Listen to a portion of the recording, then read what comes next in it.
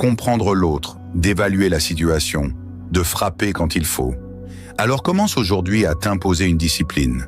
Ne dis rien que tu ne veux pas qu'on utilise contre toi.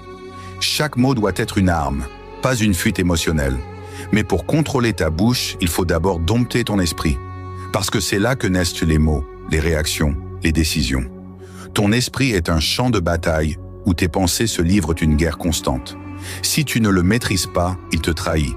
Il te fait croire que tout mérite une réponse, que chaque provocation mérite une réaction. Faux. L'homme faible répond à tout. L'homme puissant choisit ses batailles. Machiavel enseignait que la domination du monde commence par la domination de soi. Tu ne peux influencer personne si tu n'as pas d'abord vaincu ton chaos intérieur. La discipline mentale n'est pas naturelle. Elle s'impose, elle se forge dans la douleur, dans la résistance, dans les silences inconfortables où tu refuses de céder à l'impulsion.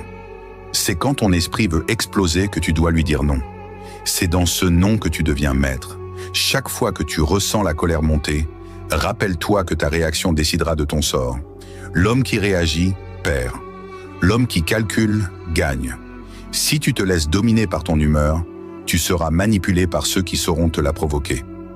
Machiavel savait que le secret du pouvoir, c'est de rester froid quand tout brûle. Garde ton calme même dans le chaos et tu contrôleras ceux qui paniquent. Ce n'est pas facile.